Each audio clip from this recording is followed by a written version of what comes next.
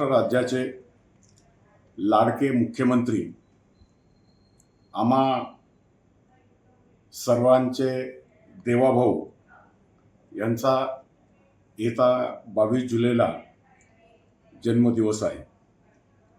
एका अर्थाने शरद पवार साहेबांपेक्षा सुद्धा अधिक वेळ मुख्यमंत्री म्हणून देवाभाऊंनी काम केलेलं आहे. देवेंद्रजी सोबत सुदैवाने काम करण्याची बरेचदा संधी मिळाली आणि तो अनुभव इतका चांगला राहिलेला आहे.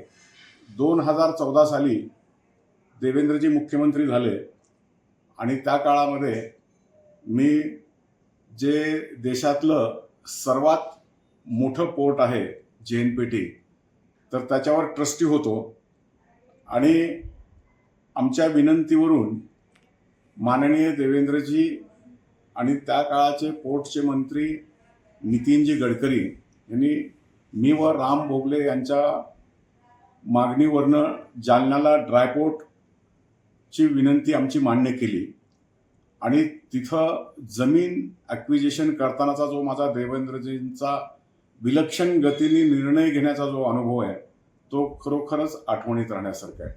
इतक्या कमी काळामध्ये 250 हेक्टर जमीन आम्हाला त्यांनी ड्रायपोर्टसाठी दिली.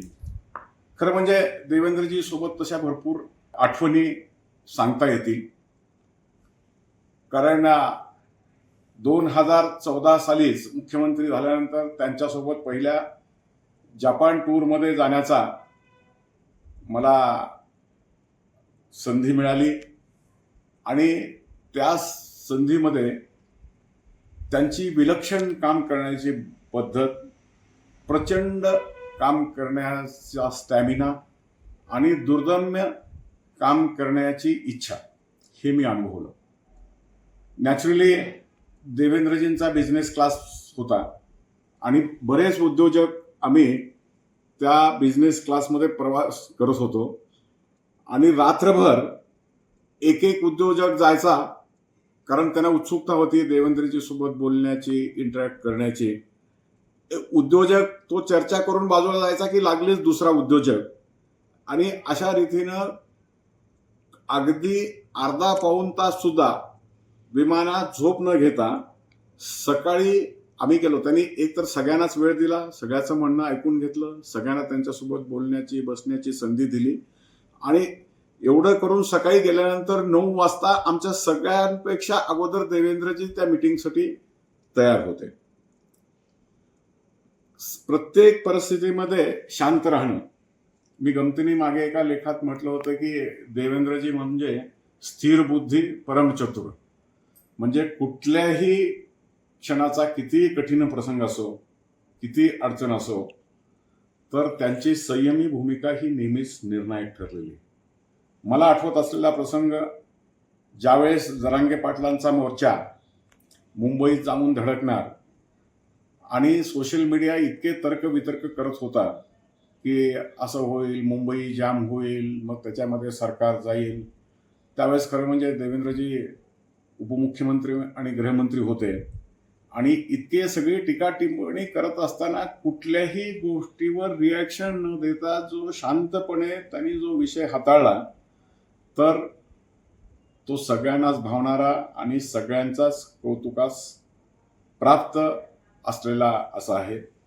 त्यांचा स्वभाव गुण असा आहे की देवेंद्रजींनी कोणाविषयी एखादा वाईट उद्गार काढला, कोणाशी ते एकदम रागावून बोलले, कधी वाईट बोलले, असं आज तागायत इतक्या वर्षाच्या माझ्या पाहण्यामध्ये कधीच नाही. कुठल्याही विषयावर संपूर्ण अभ्यास करून त्याच्यावर सोल्युशन देणं हा त्यांचा एकदम ह्या विषयामध्ये हातखंड आहे.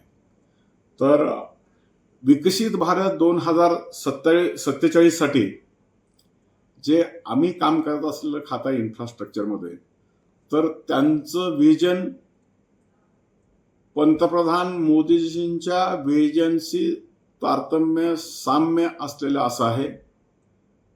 Rail, road, port, infrastructure, medical colleges, engineering colleges इतर सगळ्या इन्फ्रास्ट्रक्चरमध्ये त्यांनी जे विजन ठेवलेलं आहे, तर मला खात्री आहे की आत्ताच तसं महाराष्ट्राचा GDP हा इतर कुठल्याही राज्यापेक्षा जास्त आहे आणि हा 2047 मध्ये सुद्धा महाराष्ट्र देवेंद्रजींच्या ह्या सगळ्या विजनमुळे निश्चितच प्रथम क्रमांकाचं स्टेट आत्ताही आहे, त्यावेळेसही राहणार. अशा ह्या आमच्या कार्यक्षम मुख्यमंत्र्याला त्यांच्या वाढदिवसानिमित्त माझ्यातर्फे, माझ्या परिवारातर्फे कोटी कोटी शुभेच्छा. धन्यवाद.